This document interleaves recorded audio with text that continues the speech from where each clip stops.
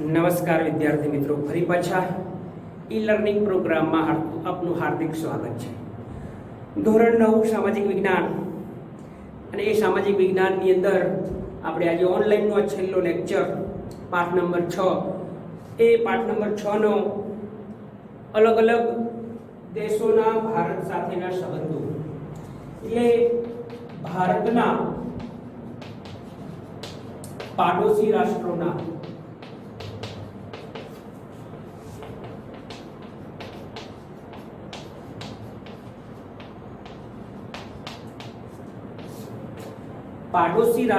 સંબંધો. ભારતના કુલ 8 પાડોશી રાષ્ટ્રો છે. ભારત પાકિસ્તાન, ભારત શ્રીલંકા, ભારત ભૂતાન, ભારત નેપાળ, ભારત બાંગ્લાદેશ, ભારત શ્રીલંકા, ભારત અફઘાનિસ્તાન, ભારત મ્યાનમાર. તો આ 8 દેશો સાથેના ભારતના સંબંધો બે ગુણની અંદર પરીક્ષામાં પૂછાઈ શકે છે. તો એમાંનું પહેલું સૌથી ભારતનું પાડોશી રાષ્ટ્ર પાકિસ્તાન. આમ તો બંને એક જ રાષ્ટ્ર હતા, પરંતુ 1947 ની અંદર ભારત અને પાકિસ્તાન એમ બે રાષ્ટ્રો વિભાજિત થયા, અને એ વિભાજિત થયા સાથે સાથે બંને રાષ્ટ્રો એક જ સમયે આઝાદ થયા. એ આઝાદ થયા ત્યાર સુધીમાં લઈને અત્યાર સુધીમાં બંને રાષ્ટ્રો વચ્ચેના સંબંધો ક્યારે પણ સારા રહ્યા નથી. એટલે બંને રાષ્ટ્રોને અત્યાર સુધીમાં બંને રાષ્ટ્રો આઝાદીથી લઈ અને આજના 70 વર્ષના સમયગાળા દરમિયાન બંને વચ્ચે કુલ 4 યુદ્ધો થયા. એમાં 1948, 1965, 1971 અને 1999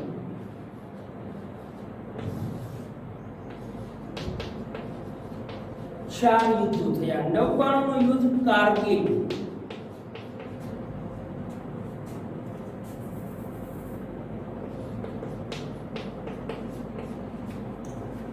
તો અત્યાર સુધીમાં બંને રાષ્ટ્રો વચ્ચે કુલ 4 યુદ્ધો થયા. 1948 ભારત પાકિસ્તાનનું યુદ્ધ થયું. 1965માં લાલ બહાદુર શાસ્ત્રી વડાપ્રધાન હતા, એમના નેતૃત્વમાં યુદ્ધ થયું.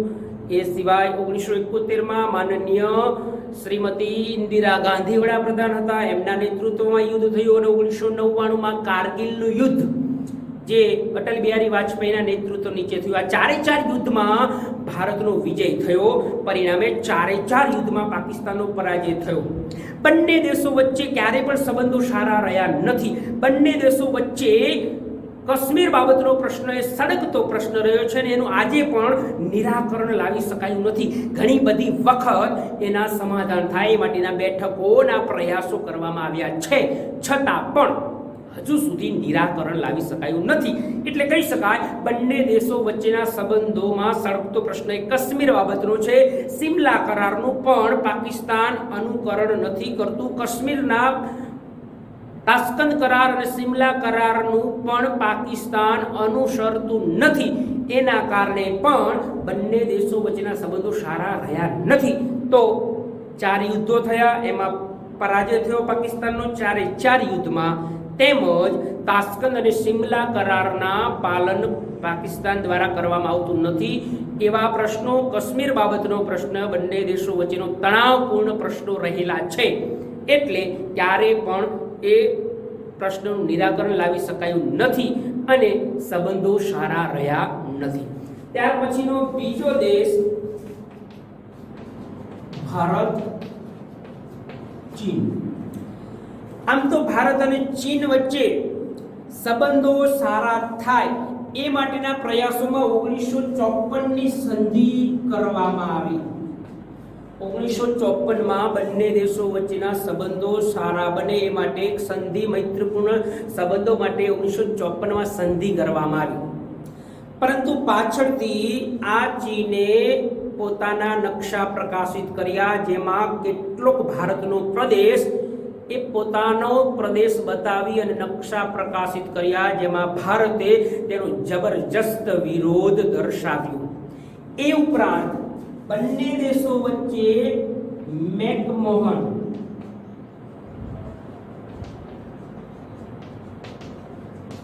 આ મેકમોહન રેખા છે જે બંને દેશો વચ્ચેની અલગ પાડતી સરહદ દર્શાવતી આ મેકમોહન રેખાનું પણ ચીન દ્વારા અનુસરવામાં આવતું નથી. પરિણામે ભારતે તેનો વિરોધ દર્શાવ્યો અને એ સ્પર્શા કરાર દરમિયાન ચીને એ ભારતના પ્રદેશો ઉપર કબજો જમાવવા માટે ભારત વિરુદ્ધ આક્રમણ કર્યું 1962માં.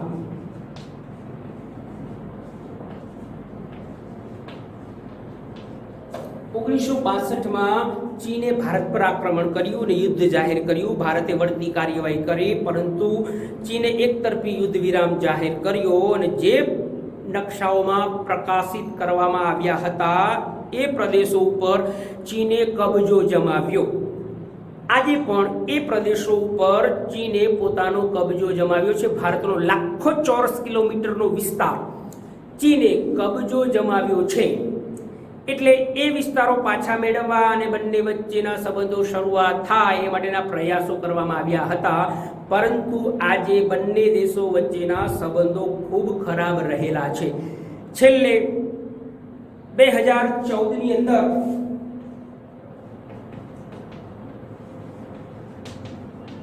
ચીનના રાષ્ટ્રપતિ જિનપિંગ એ ભારતની મુલાકાતે આવ્યા. સંબંધો સારા થાય એ માટેની શરૂઆતો પણ કરી. અમદાવાદના રિવરફ્રન્ટ ખાતે બંને દેશોના વડાઓ, ચીનના રાષ્ટ્રપતિ શી જિનપિંગ, ભારતના વડાપ્રધાન શ્રી નરેન્દ્ર મોદી દ્વારા બંને દેશો વચ્ચે ડિપ્લોમેટિક સંબંધોમાં સુધાર થાય માટેના પ્રયાસો કરવામાં આવ્યા અને એ અમદાવાદના રિવરફ્રન્ટ ખાતે એ ઝૂલા હિંચકામાં બેસીને બંને સરસ મજાના સંવાદો કર્યા હતા. પરંતુ ભારત અને ચીન વચ્ચેના સંબંધો આજે પણ સારા છે નહીં. તો ઘણી બધી વખત એ સંબંધોમાં સુધાર થાય, સરહદના પ્રશ્નોનું નિરાકરણ આવે, મેકમોહન રેખાનું પાલન થાય એ માટેના પ્રયાસો કરવામાં આવ્યા હતા. 1962માં ભારત અને ચીન વચ્ચે યુદ્ધ થયું, જેમાં ભારતના કેટલાક પ્રદેશો ઉપર ચીને કબજો જમાવ્યો છે. એ પ્રદેશો પાછા મેળવવા માટેના પ્રયાસો કરવામાં આવે છે. એના વચ્ચે બંને વચ્ચે મુલાકાતો પણ કરવામાં આવે છે. તો અત્યારે ભારત અને ચીન વચ્ચેના સંબંધો સારા નથી. ત્યાર પછીનો ત્રીજો રાષ્ટ્ર ભારત બાંગ્લાદેશ. ભારત અને બાંગ્લાદેશ, એક બાંગ્લાદેશનો સાર્વભૌમત્વ રાષ્ટ્ર તરીકે, એક નવા રાષ્ટ્ર તરીકેનો ઉદય 1971માં ભારત અને પાકિસ્તાન વચ્ચેના યુદ્ધ પછી એ રાષ્ટ્રનો ઉદય થયો. આઝાદી સમયે, આઝાદી પહેલા ભારતનો ભાગ હતો, આઝાદી પછી ભાગલા પડ્યા એટલે પૂર્વ પાકિસ્તાન તરીકે ઓળખાતો એ રાષ્ટ્ર 1971ના ભારત પાકિસ્તાનના યુદ્ધ પછી એ દેશ અલગ થયો અને એ બાંગ્લાદેશ તરીકે ઓળખાયો. તો બાંગ્લાદેશનો એક સાર્વભૌમત્વ રાષ્ટ્ર તરીકે 1971માં યુદ્ધ થયું.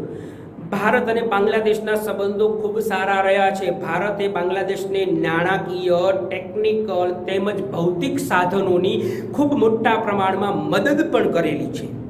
અતિવૃષ્ટિ હોય, વાવાઝોડું હોય કે પછી કોઈ પણ કુદરતી આફત હોય, એમાં હર હંમેશ ભારતે બાંગ્લાદેશની મદદ પણ કરેલી છે. ભારતના વડાપ્રધાન નરેન્દ્ર મોદીએ બાંગ્લાદેશ સાથેના સંબંધો સારા બને એ માટેના ઘણા બધા પ્રયાસો કર્યા છે, જેમાં બંને દેશો વચ્ચેનો જે વિવાદિત સરહદને લગતો પ્રશ્ન હતો તે 2015માં આ વિવાદિત પ્રશ્નનું નિરાકરણ લાવવામાં આવ્યું અને એ સરહદનો પ્રશ્નનું સુખદ નિરાકરણ લાવવામાં આવ્યું છે. તો આમ 1971માં એક સાર્વભૌમત્વ રાષ્ટ્ર તરીકે બાંગ્લાદેશનો ઉદય થયો. ભારતે તમામ પ્રકારની મદદ આપેલી છે. નાણાકીય, ભૌતિક, ટેકનિકલ સાધનોની મદદ, અતિવૃષ્ટિ, વાવાઝોડું, કુદરતી આફતમાં પણ મદદ, અને છેલ્લે બંને દેશો વચ્ચેનો જે 2015માં સરહદને લગતો પ્રશ્ન હતો એનું નિરાકરણ લાવવામાં આવ્યું છે. એટલે બંને દેશો વચ્ચેના સંબંધો આજે ખૂબ સારા રહ્યા છે. ત્યાર પછીનો નવું રાષ્ટ્ર ભારત ભૂટાન. ભારત અને ભૂતાનના સંબંધો 1949ની સંધિ પ્રમાણે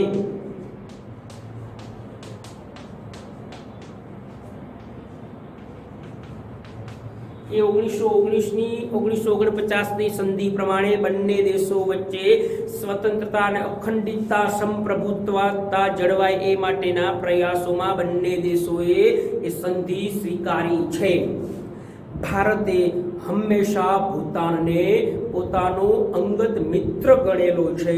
સંરક્ષણ હોય વિદેશ નીતિની બાબતમાં ભૂતાને ભારતને વિશ્વાસમાં લેવાનું સ્વીકાર્યું છે કે પોતાના દેશની જે સંરક્ષણ નીતિ બનશે, વિદેશ નીતિ બનશે, તો એમાં ભારતને વિશ્વાસમાં લેવાનું ભૂતાને સ્વીકાર્યું છે.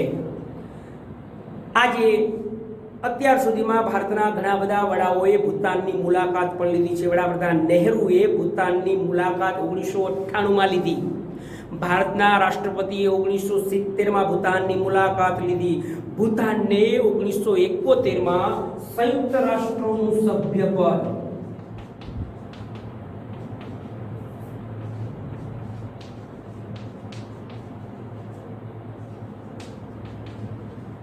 ભારતે ભૂતાનને 1971માં સંયુક્ત રાષ્ટ્રોનું સભ્યપદ મળે એના માટે પણ જબરજસ્ત પ્રયાસો કર્યા અને છેવટે ભૂતાન 1971માં ભારતના પ્રયાસો અને મદદથી એ સંયુક્ત રાષ્ટ્રોનું સભ્યપદ મેળવ્યું.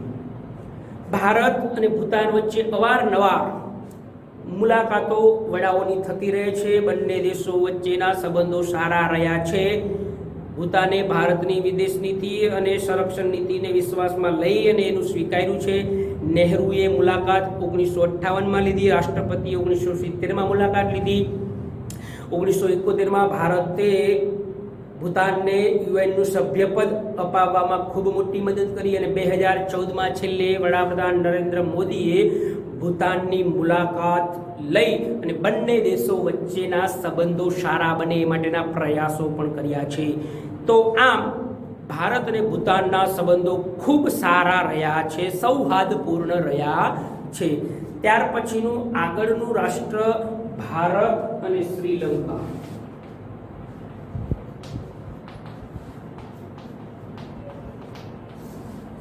આદિ અનાદિકાળથી આ પૂર્વજોના સમયથી ભારત અને શ્રીલંકાના સંબંધો વર્ષોથી ખૂબ સારા રહ્યા છે. ભારતે શ્રીલંકાને તમામ પ્રકારની મદદો આપેલી છે. આધુનિક ટેકનોલોજીની પણ મદદ કરી છે, કુદરતી આફતમાં પણ મદદ કરી છે, વાવાઝોડા હોય કે પછી ભૂકંપ જેવા સમયે પણ ભારતે હંમેશા શ્રીલંકાની મદદ કરી છે. ટેકનોલોજીની, સંરક્ષણની, નાણાકીય બાબતોમાં પણ ભારતે શ્રીલંકાની હર હંમેશા મદદ કરી છે. પરંતુ બંને દેશો વચ્ચેનો તમિલ નાગરિકોના પ્રશ્ન એ બંને દેશો વચ્ચેના મતભેદનો પ્રશ્ન રહ્યો છે, જેનું નિરાકરણ લાવવાના બંને દેશો વચ્ચે પ્રયાસો પણ કરવામાં આવે છે. ભારતના વડાપ્રધાન નરેન્દ્ર મોદી દ્વારા 13 માર્ચ 2015માં શ્રીલંકાના જાફનાની મુલાકાત લીધી અને એ જાફનાના તમિલ પ્રભાવિત વિસ્તારોની મુલાકાત લઈ ભારતની મદદ, આર્થિક મદદથી 27,000 મકાનો બનાવવામાં આવ્યા. તો ભારતની આર્થિક મદદથી શ્રીલંકામાં 27,000 આવાસો, મકાનો બનાવવામાં આવ્યા છે. એ તમિલ પ્રશ્નના નિરાકરણ લાવવાના પ્રયાસો પણ કરવામાં આવે છે. તો બંને દેશો વચ્ચેના સંબંધો ખૂબ સારા રહ્યા છે. પહેલા પણ હતા, આજે પણ છે અને ભવિષ્યમાં પણ ખૂબ સારા રહેશે એવી બંને દેશો વચ્ચેના મૈત્રી કરારો દ્વારા સ્વીકારેલું પણ છે. જાફનાનો પ્રશ્ન છે એ તમિલ પ્રભાવિત વિસ્તાર, એની મુલાકાત લીધી. 27,000 આવાસો ભારતના આર્થિક સહયોગથી બનાવવામાં આવ્યા છે.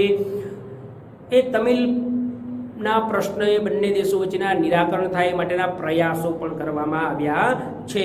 તો વડાપ્રધાન મોદી દ્વારા 2015માં શ્રીલંકાની મુલાકાત પણ લેવામાં આવી હતી અને જાફના પ્રભાવિત જે તમિલ પ્રભાવિત જાફના નામનો વિસ્તાર છે એની મુલાકાત પણ લીધી. તો આ જે બંને દેશો વચ્ચેના સંબંધો ખૂબ સારા રહ્યા છે. ત્યાર પછીનો ભારત અને નેપાળ. ભારત અને નેપાળના સંબંધો પણ ખૂબ સારા રહ્યા છે. 1950ની સંધિ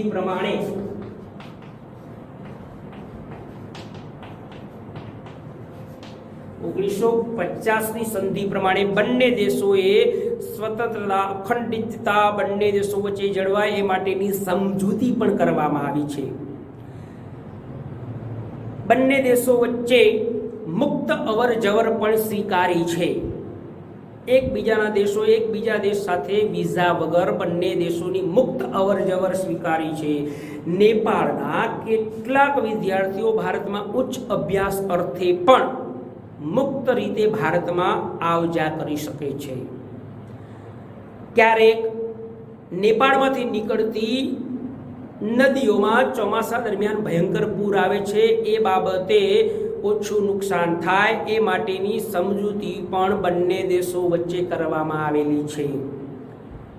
નેપાળમાં 25 એપ્રિલ 2015માં 25 એપ્રિલ 2015માં ભૂકંપ 7.8નો ભૂકંપ આવ્યો, જેમાં ભારતની મદદે ખૂબ કરવામાં આવી છે. ભારત તરફથી ત્યાં નાણાકીય આર્થિક અને પુનર્વસન થાય એ માટેના પ્રયાસો પણ કરવામાં આવ્યા છે. તો એ ભારત અને નેપાળ દેશો વચ્ચે ખૂબ સારા સંબંધો રહ્યા છે. 25 એપ્રિલ 2015માં ભૂકંપ સમયે એ ભૂકંપમાં આશરે ભારતના સહયોગથી ખૂબ મોટા પ્રમાણની નાણાકીય આર્થિક મદદ પણ કરેલી છે. એ સમયે નેપાળમાં લગભગ 8,000 લોકોના મૃત્યુ પામ્યા હતા. એક કુદરતી હોનારતમાં બચાવ કામગીરીમાં પણ ભારતે ખૂબ મદદ કરેલી છે. તો આમ વિશેષ પ્રકારે ખૂબ સારા સંવાદપૂર્ણ ભારત અને નેપાળના સંબંધો રહેલા છે. ત્યાર પછીનું આગળનું 7મું રાષ્ટ્ર ભારતનું પાડોશી રાષ્ટ્ર ભારત અને અફઘાનિસ્તાન. અફઘાનિસ્તાન સાથે પણ ભારતના મૈત્રીપૂર્ણ સંબંધો છે. અફઘાનિસ્તાનમાં નવસર્જન થાય, એનું ઉત્થાન થાય એ માટે ભારતનો સિંહ ફાળો રહ્યો છે. બાંધકામ ક્ષેત્ર હોય, આરોગ્ય હોય કે પછી શિક્ષણ બાબતે હંમેશા ભારતે અફઘાનિસ્તાનને મદદ કરેલી છે. આર્થિક સામાજિક ઉત્કર્ષ માટે ભારતે આર્થિક મદદ કરેલી છે. કુદરતી આપત્તિ વખતે પણ ભારતે અફઘાનિસ્તાનને ખૂબ આર્થિક મદદ કરી છે. સૌથી મહત્વની બાબત, જેને લોકશાહીનું મંદિર કહી શકાય એવા સંસદનું નિર્માણ અફઘાનિસ્તાનમાં ભારતના આર્થિક સહયોગથી કરવામાં આવે છે.